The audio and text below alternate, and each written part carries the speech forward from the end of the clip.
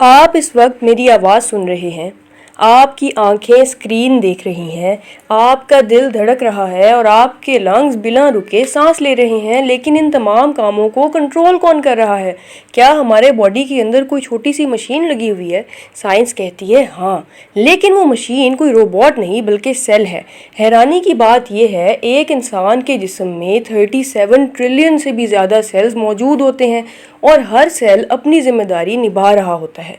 अगर ये सेल्स काम करना बंद कर दें तो ज़िंदगी सिर्फ कुछ ही लम्हों में ख़त्म हो सकती है। तो आज हम जानेंगे सेल को द बेसिस ऑफ लाइफ क्यों कहा जाता है और सेल के अंदर ऐसा क्या होता है जो एक छोटी सी स्ट्रक्चर को ज़िंदा रखता है। चलिए शुरू करते हैं। Cell the basis of life. सबसे पहले ये समझते हैं कि सेल होता क्या है। सोचें, अगर आप एक बिल्डिंग देखें तो वो हज़ारों ब्रिक्स से मिलकर बनती है। अगर ब्रिक्स ही ना हो तो बिल्डिंग बनाना इम्पॉसिबल है।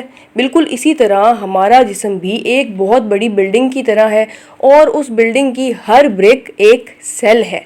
इसीलिए साइंस कहती है cell is the basic structural and functional unit of life. यानी बॉडी की स्ट्रक्चर भी सेल बनाता है और बॉडी के फंक्शंस भी सेल ही परफॉर्म करता है। सेल की डिस्कवरी। अब सवाल, साइंटिस्ट्स को सेल का पता कैसे चला? 1665 में एक English scientist Robert Hooke cork का एक पतला टुकड़ा माइक्रोस्कोप के नीचे देख रहा था। उसने छोटे छोटे बॉक्सेस देखे। उन्हें देखकर उसे मोनेस्ट्री के रूम्स याद आए जिन्हें सेल्स कहा जाता था। इसीलिए उसने इन स्ट्रक्चर्स का नाम भी सेल्स रख दिया। याद रखिए, हुक ने सिर्फ डेड सेल्स देखे थे। बाद में एंटोनी ने पहली बार लिविंग सेल्स ऑब्जर्व किए। Cell theory. अब एक और important concept, cell theory, science की फाउंडेशन।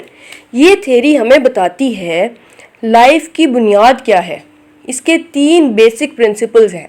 नंबर 1, हर लिविंग ऑर्गेनिज्म सेल्स से मिलकर बना है, चाहे बैक्टीरिया हो या ब्लू व्हेल। नंबर 2, सेल लाइफ की बेसिक स्ट्रक्चरल और फंक्शनल यूनिट है। नंबर 3, हर नया सेल पहले से मौजूद सेल से बनता है, यानी सेल्स हवा से पैदा नहीं होते, ये सिर्फ एग्जिस्टिंग सेल्स की डिवीजन से बनते हैं। Basic structure of a cell. अब हम माइक्रोस्कोप के अंदर एंटर करते हैं और एक सेल को क्लोजअप में देखते हैं। हर नॉर्मल सेल के 3 मेजर पार्ट्स होते हैं, सेल मेम्ब्रेन, साइटोप्लाज्म, न्यूक्लियस। अगले कुछ मिनट्स में हम इन तीनों को आसान एग्जाम्पल से समझेंगे। Cell membrane. सोचें, अगर आपका घर हो लेकिन उस घर का कोई गेट ही ना हो तो कोई भी अंदर आ सकता है और कोई भी बाहर जा सकता है। ऐसा घर कभी सिक्योर नहीं होगा। बिल्कुल इसी तरह सेल का भी एक प्रोटेक्टिव गेट होता है, उसे कहते हैं सेल मेम्ब्रेन। ये सेल की आउटर बाउंड्री होती है, लेकिन ये सिर्फ दीवार नहीं, ये एक सिक्योरिटी गार्ड की तरह काम करती है। ये डिसाइड करती है कौन सी चीज़ सेल के अंदर जाएगी और कौन सी बाहर निकलेगी। इसीलिए इसे सेलेक्टिवली परमेबल मेम्ब्रेन भी कहा जाता है। अब देखिए साइटोप्लाज्म। अब गेट के अंदर आइए। सेल के अंदर एक जेली जैसा मटेरियल होता है, उसे कहते हैं साइटोप्लाज्म।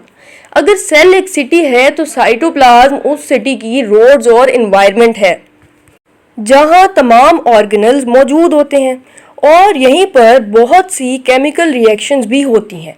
यानी सेल के अंदर एक्टिविटी का मेन एरिया साइटोप्लाज्म ही है।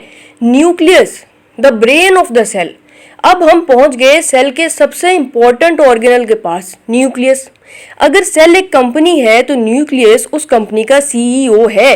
ये तमाम एक्टिविटीज़ को कंट्रोल करता है, इसीलिए न्यूक्लियस को control centre of the cell कहा जाता है। इसी के अंदर डीएनए मौजूद होता है।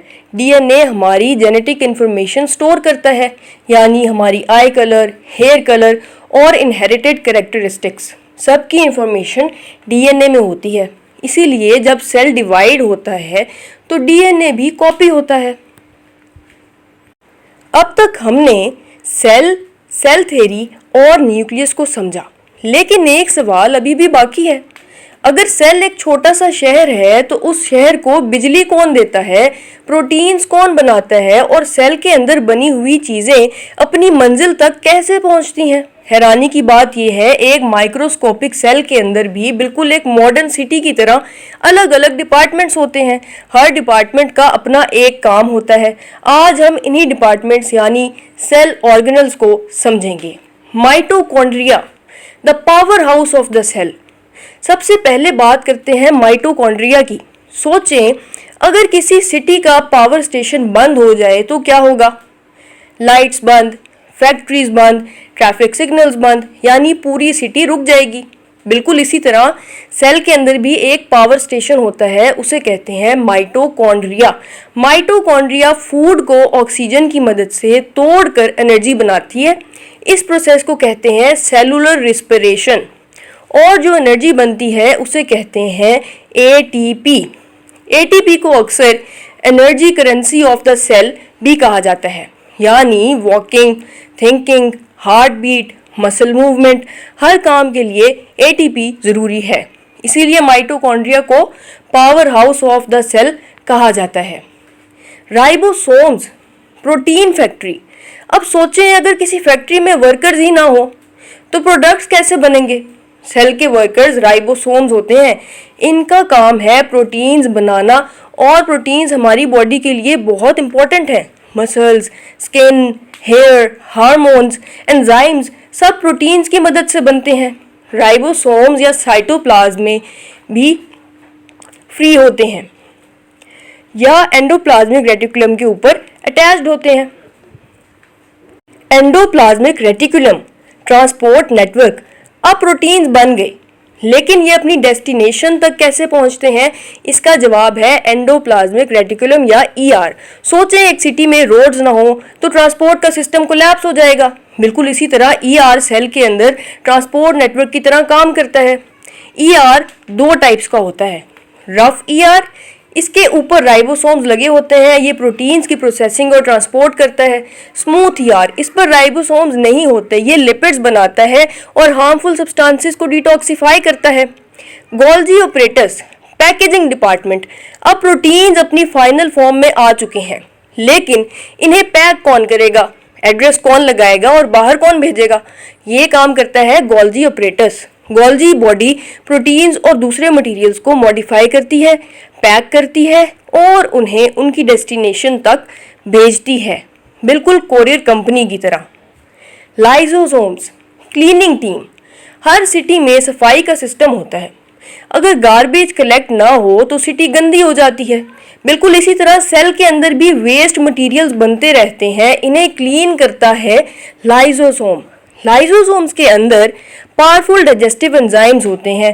ये डैमेज्ड ऑर्गेनल्स और हार्मफुल पार्टिकल्स को तोड़ देते हैं।